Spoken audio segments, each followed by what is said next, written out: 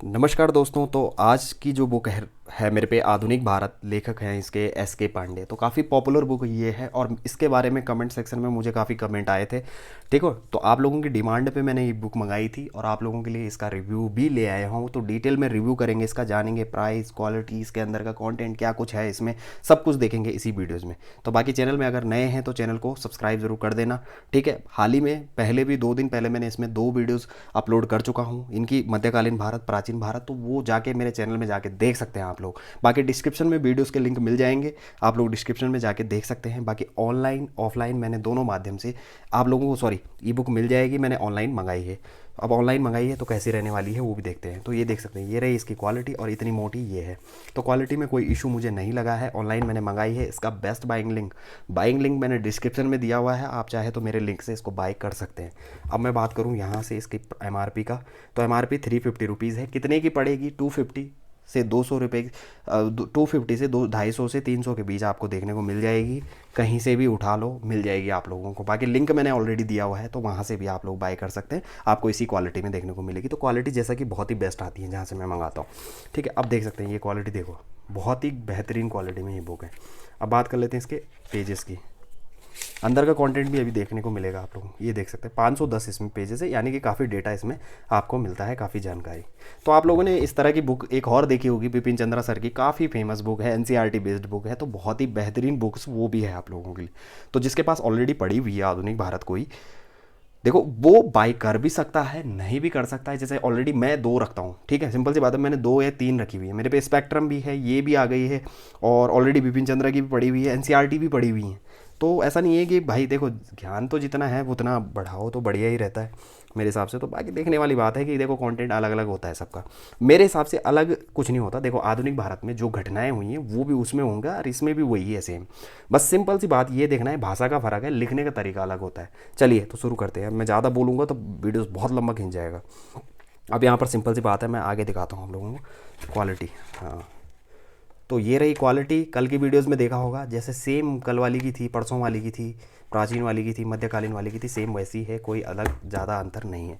अब बात कर लेते हैं अंदर का। तो यहाँ पर संस्करण की अगर मैं बात करूँ तो ये देख सकते हैं 2014 का है। आप चाहें तो जो जो 2014 की भी आ जाएगा, कोई दिक्कत नहीं है। बट अगर आधुनिक भारत में मेरे हिसाब से थोड़ा सा अपडेट वर्जन ही मिले तो ज़्यादा बेहतर रहेगा मेरे हिसाब से।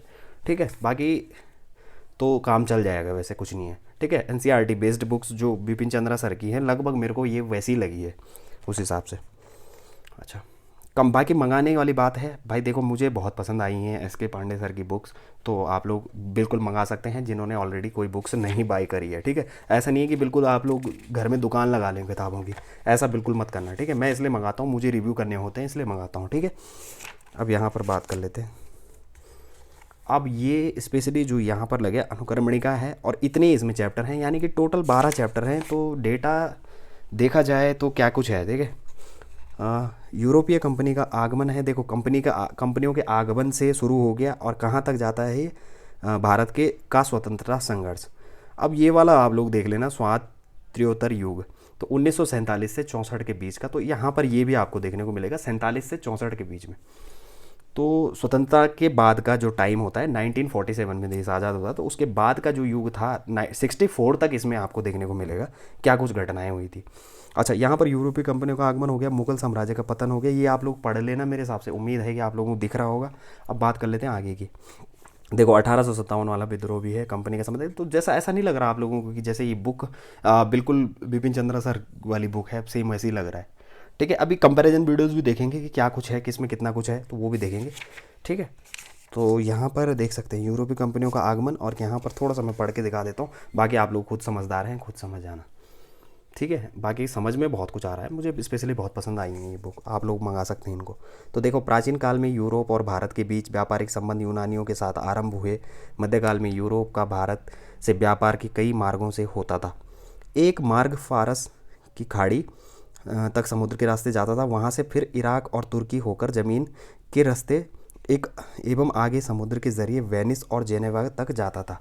तो ठीक है, समझ में आ रहा है तो देख लीजिए, इस पेज को पूरा पढ़ सकते हैं स्क्रीनशॉट लेने के बाद।